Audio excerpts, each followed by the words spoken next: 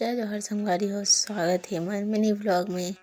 तो संगवारी हो, आज कुछ दिखाने वाला हूँ।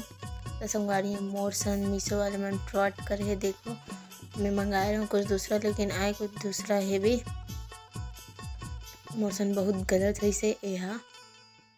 अब ये कपड़ा ला मैं नहीं मंगा रहा हूँ, मैं कुछ दूसरा मंगा रहा हूँ। एक्सचेंज कर रहा हूँ ना, तो यही वाले आयरी से पहन के दिखा। तो संगवारी हो देखो, मैं पहने हुए वाले कपड़ा ला मतलब उतना अच्छा नहीं लगी से, और ब्लैक कलर में भी एकदम अजीब से सेंट आता है। मोला कपड़ा थोड़ा भी अच्छा नहीं लगा थे, एकदम अजीब लगा थे। अब मोला जो मंगाना थी सो वाले नहीं आए, एक्सचेंज में डाले थे, लेकिन दूसरा कपड़ा भेज दिए तो अब पैसा मोला वापस नहीं दिया। फिर संगवारी में बैठ गई हूँ काम धंधा में। देखो मैं सिलाई मशीन में बैठ चुकी हूँ। का चल रहा था देखो।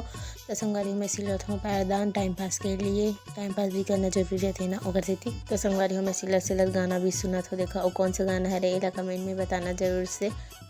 फिर संगवारी बाजार के दिन